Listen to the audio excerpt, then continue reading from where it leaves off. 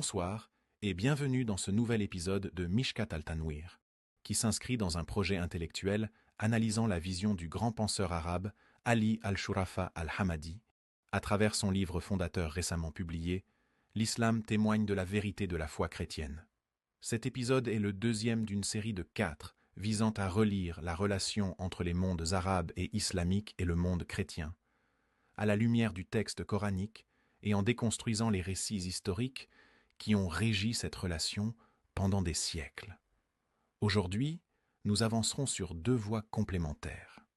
Déconstruire d'abord les récits de conflits formés à travers l'histoire, puis identifier les premières caractéristiques d'un projet de partenariat civilisationnel entre les mondes islamiques et chrétiens. Nous relisons le passé comme une clé pour comprendre le présent et construire l'avenir, afin de restaurer la vérité et de la libérer des récits d'hégémonie, d'invasion et d'agression. Il est impossible de parler d'un avenir commun avec le monde chrétien sans une révision profonde et honnête du passé pour libérer la vérité des récits forgés par les luttes de pouvoir, les invasions et l'hégémonie. C'est ici qu'apparaît la valeur fondatrice de la vision d'Al-Shurafa, car il lie cette lecture à la déconstruction de l'histoire des conflits pour passer de la logique de confrontation à celle du partenariat et de la coopération. Il déconstruit l'histoire pour réajuster la relation entre la religion en tant que révélation divine et l'histoire en tant qu'action humaine, soumise aux intérêts d'expansion. Notre hypothèse centrale est que les conflits et guerres historiquement attribués à l'islam n'exprimaient pas son essence, mais une version politiquement fabriquée pour servir des projets expansionnistes sous un manteau de sainteté. Il est crucial de faire la distinction entre le message divin et son instrumentalisation comme outil de pouvoir et d'hégémonie. Le plus grand dilemme dans l'histoire des religions est le détournement interne, où les textes sont réutilisés pour servir des projets de domination externe. Pendant des siècles, le sacré a été invoqué pour dissimuler les ambitions d'expansion et accorder une fausse sainteté au butin et au pillage. Des armées et des milices ont marché sous la bannière du djihad et de l'islam, alors que leur véritable but était la capture de femmes, le pillage et la trahison de l'autre. Ainsi, la religion a été transformée d'une force de libération en un outil de soumission des peuples, déformant l'image de l'islam à l'échelle mondiale.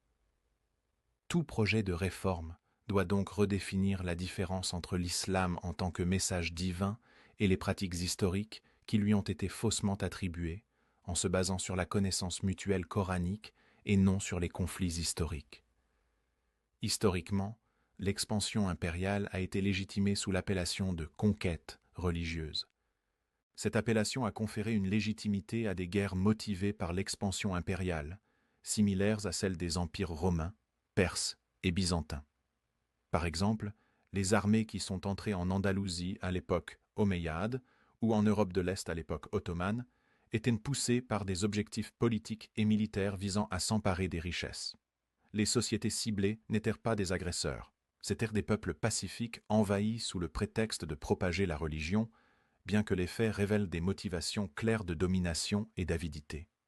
Cette accumulation a façonné l'image européenne et mondiale de l'islam, non pas comme un message de miséricorde, mais comme une pratique impériale historique. L'islam est ainsi passé d'un message libérant l'humanité de l'oppression à un système de textes et de fatwas humaines justifiant la soumission, l'expansion et l'accumulation de richesses.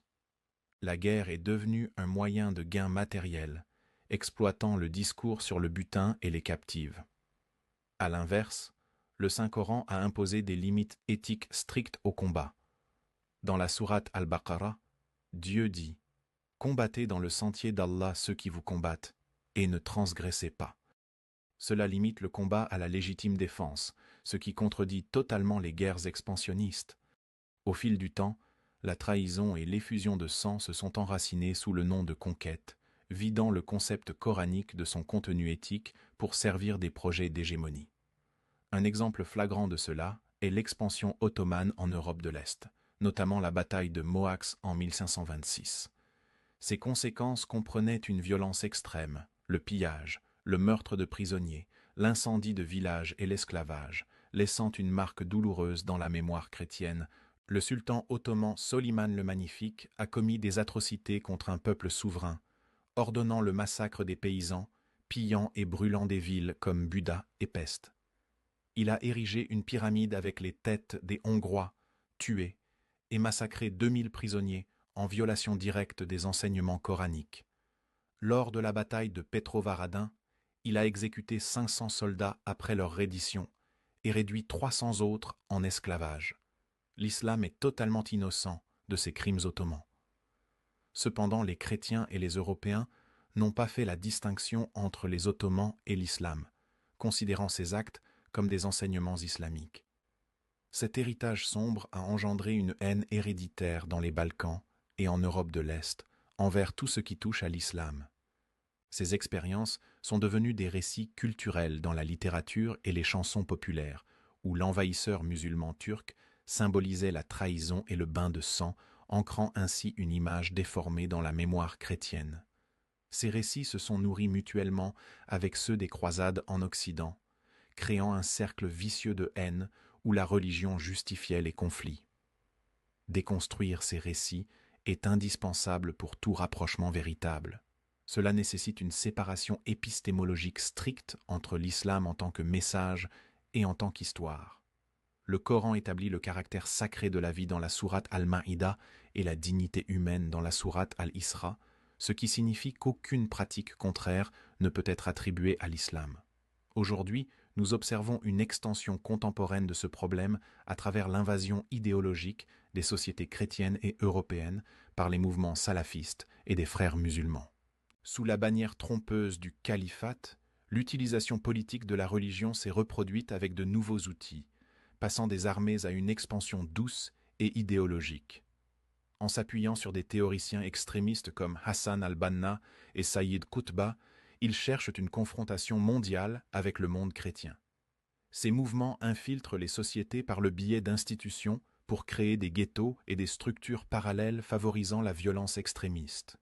Ils exploitent les libertés et les vulnérabilités sociales en Europe, ravivant l'idée d'un conflit entre la demeure de la foi et la demeure de la mécréance, tout en décrivant le monde chrétien comme un champ de bataille à conquérir.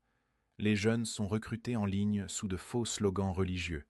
Des projets à long terme pour infiltrer l'Europe ont été révélés, comme le projet d'autonomisation et de conquête lié à Youssef Nada, Khairat el-Shater et Akram al-Adlouni dans les années 1990.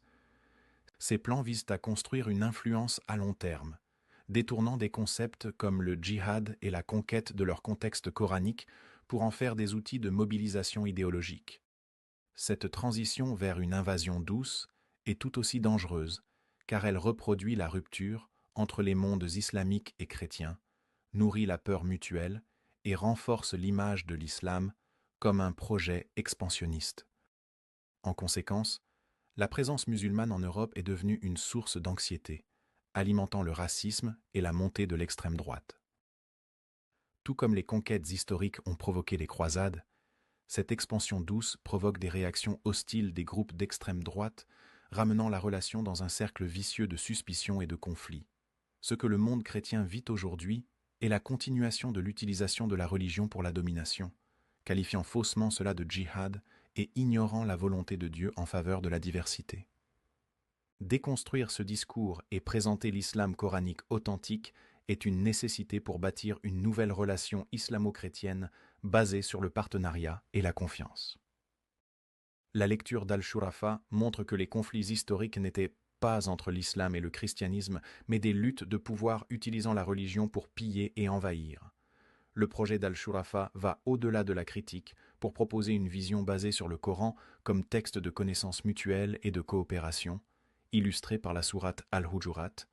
Ô homme, nous vous avons créé d'un mâle et d'une femelle, et nous avons fait de vous des nations et des tribus, pour que vous vous entreconnaissiez.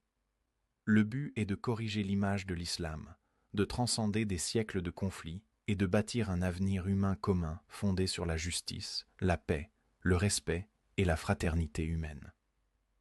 Nous vous donnons rendez-vous dans le 3e épisode, consacré au livre d'Ali al-Shurafa al-Hammadi,